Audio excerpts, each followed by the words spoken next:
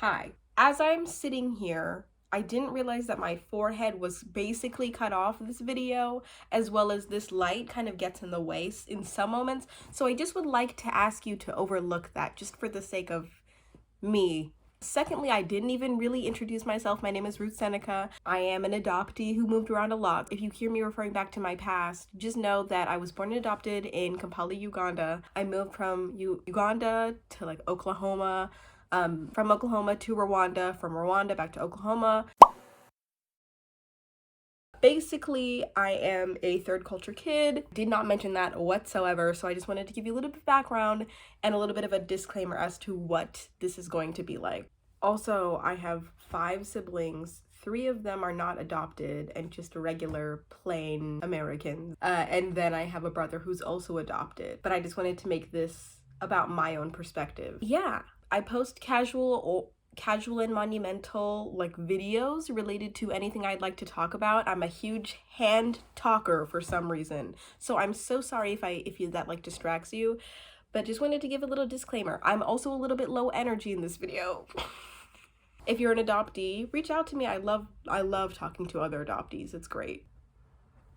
Here's this video. Welcome to my casual YouTube channel. This channel has always been centered around the idea that life is full of casual and monumental moments, because that's really what life is. Life is just a collection of casual or monumental moments with a myriad of different emotions and events that happen in between it. So 2 of those emotions that have impacted me very deeply as an adoptee are joy and resentment. Joy to me can be easy or hard to come by depending on your mindset. As of recent, I've been focusing on the joyful moments of life, but I think that it is a disservice to only look at joy when thinking about very complex things such as adoption. I made a video a while ago called Things No One Talks About When You're Adopted, and I made that about a year ago. And a lot of my opinions about adoption have changed.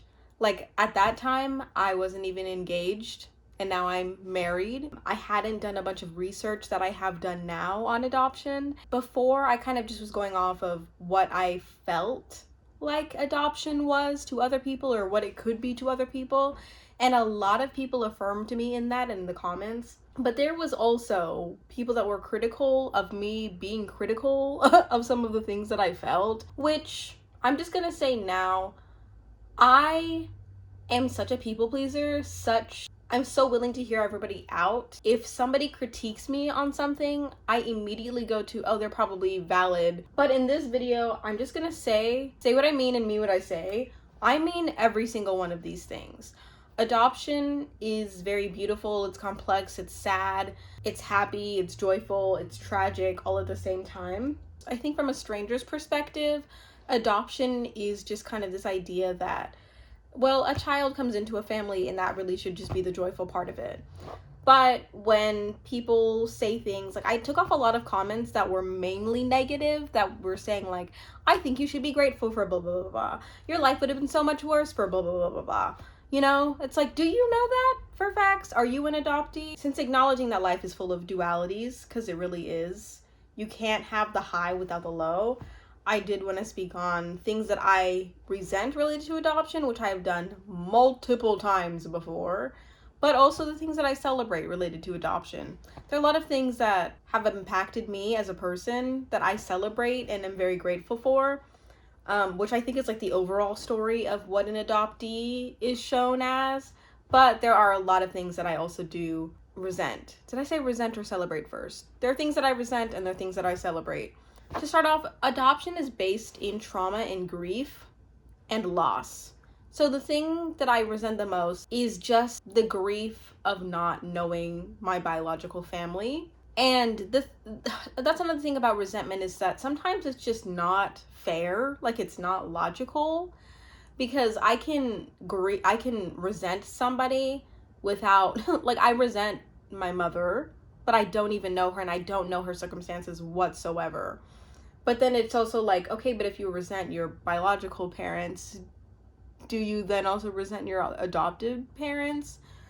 I don't necessarily. The things that I resent about my adoptive family are more so like I resent the outcome of the adoption because it took away my ability to have a biological family, if that makes sense. And it's not fair.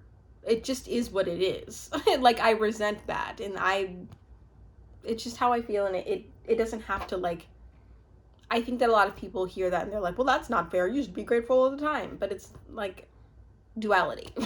Something that I do celebrate, though, about adoption is the ability to, like, see the world in a new perspective in a way that, like, I don't even think that my siblings could see. Travel-wise and people-wise, I've met a lot of people and related to a lot of adoptees. Even being able to connect with other adoptees is a very unique experience that I would not have if I wasn't adopted. If I wasn't adopted, I would have to learn about adoption in, like, a way that I couldn't relate to, but I do really appreciate getting to know other adoptees and meeting other people, and sometimes sharing my perspective and connecting with somebody who didn't know that much about adoption. Sometimes it is tiring to educate somebody on something that you know so well, but sometimes it's really beautiful to connect with somebody over the thing that you are, or like to learn about it too. The amount of books that I've read related to adoption has really expanded my knowledge of adoption. Or some things that I really like about adoption are just the ability to kind of storytell and root a lot of my creativity and the differences that I felt growing up. Like, the isolation of being an adoptee has, I think, given me a lot of valuable feelings that have built into, like, valuable creative work, if that makes sense. I celebrate having a different perspective than I would have had. But who knows what I would have had? I don't know.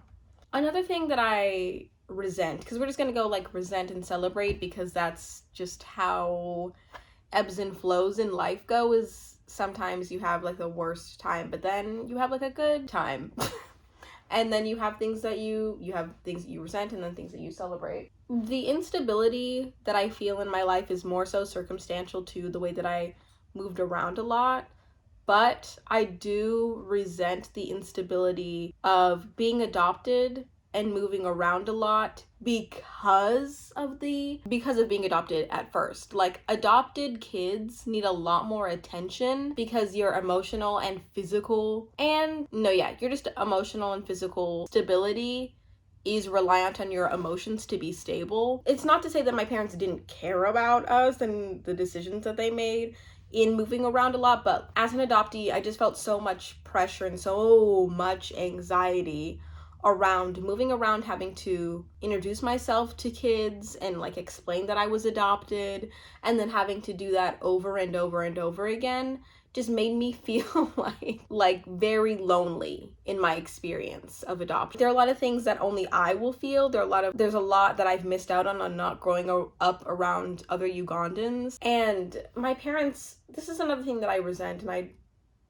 did want to include this, and I feel bad for including it because I know my parents really just they try to provide for the children through what they deem is best, but you don't know what's best for the child unless you relate to them. And my parents, I don't think, could relate to me in a lot of facets of my life. But one thing that they tried to do was, like, surround me with a lot of other African people while I was in America. But having an African auntie to relate to is far different than having somebody my own age going through very similar things that I also have gone through.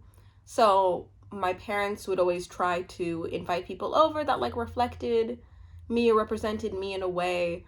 But at 15, I'm not interested in speaking to somebody who's, like, 30, in their 30s, other than the fact that we come from the same continent, you know? It feels great to be represented and to see representation within my community, but if you don't relate to somebody your own age, like, especially as a teen, like, you really do care about age so much. Now that I'm an adult and I'm in my 20s, I think that I can relate to multiple different ages, but as a young kid, my parents tried to surround me with other African adults, and I just was like, this is so this is like it was a good effort, but it just like missed.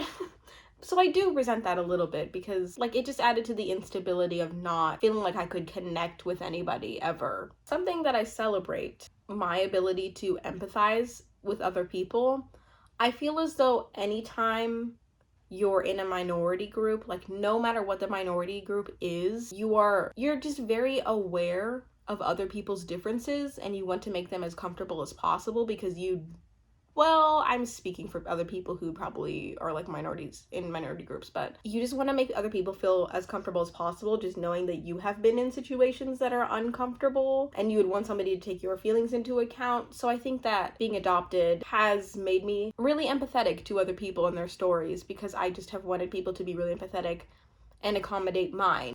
This is kind of like a silly resentment because it's not really on like my parents or like the people who put me up for adoption. Since I was like a teenager, I just have felt the need from the minute I meet somebody to just share every detail of my life. Like if I don't overshare within the first 5 minutes of us meeting, it doesn't feel like we're gonna form a friendship. If I don't overshare with people and I'm not like, I was adopted at 2 months old and then I moved around a lot, which caused me a bunch of anger and resentment that I make YouTube videos about, then it doesn't feel like I'm actually being honest about who I am. Like, even if I just withhold that I'm adopted and I save that for maybe like the third time I hang out with a friend, it just feels so bad to hide that from somebody. It's not even me hiding it from somebody, it's just me like not being comfortable with them enough to say it.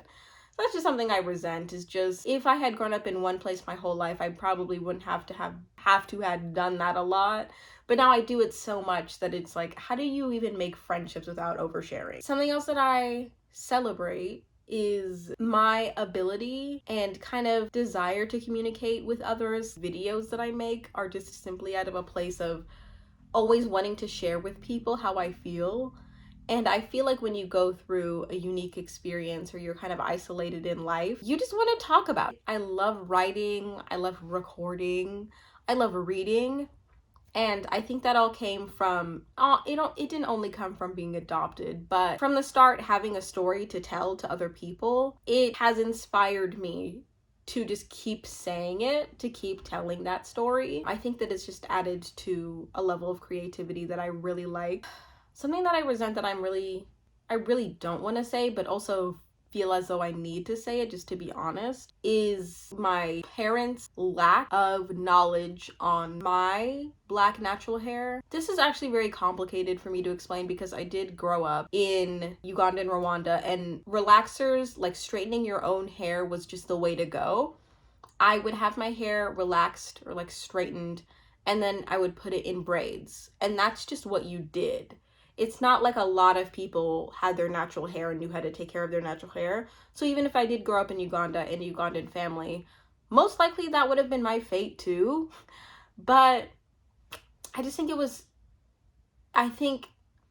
it would have felt different if I grew up straightening my hair around other black women, if I had a black family who also straightened their hair, because then I could just like relate to that feeling. And like I said, sometimes resentment isn't fair. Like, it's not fair to my mom to be like, you should have known to take care of my natural hair, because she really was just going along with like her surroundings.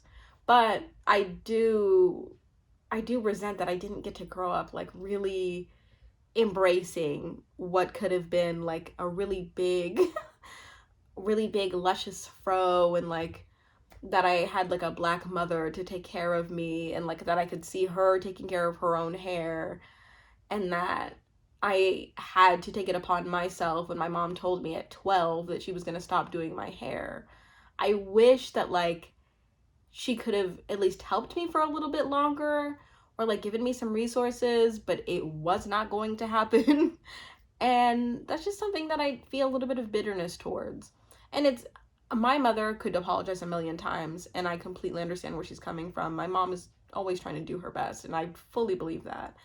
But I just can't help the feeling of bitterness other than just to write about it and then put it on a YouTube video and talk about it. I love my mom. She tried her best. She's great. But that's just something that I think we'll always feel a little bit. What I celebrate because of that, though, is my ability to do my own hair, which I think has led into me being a little bit more independent, which kind of sounds like a stretch, but really when you don't know how to do your own natural hair and it's 4C and really like kinky like mine is, then you go on this journey of knowing how to do it.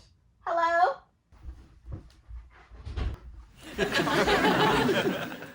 But I celebrate my journey into getting back into natural hair because now I know how to do it. I'll know how to do my daughters. I'll know how to do so much related to it. I just really celebrate my own beauty and my own black features, whereas I think I just resented for a little bit not already having that. Even though my parents did try to instill beauty into me, it's just something that, at least for me, I feel like adoptees try to follow the beauty standards of their own family, which is why they're called whitewashed all the time. But that's like all you know, is like your family and how your family does. And when your parents don't do your natural hair, like, just makes it so much harder. But I celebrate now that I'm on this journey of my own natural hair journey, and that I can grow my hair, and that I love it for the way that it grows out of my head naturally. That primarily is the list of things that I resent and celebrate. I mainly like to express myself through these videos just for fun.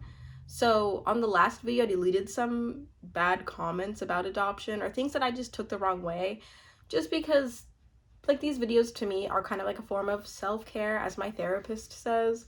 Any form of self-expression really could be viewed as self-care. And if somebody has something negative to say that doesn't add any value to this conversation, it's self-care for me just to delete it, because I just don't need it on the channel. That's essentially all I wanted to say. If you want to join the casual channel, I love to talk about casual and monumental things, but if you don't, whatever. It's a free country. You can do what you want.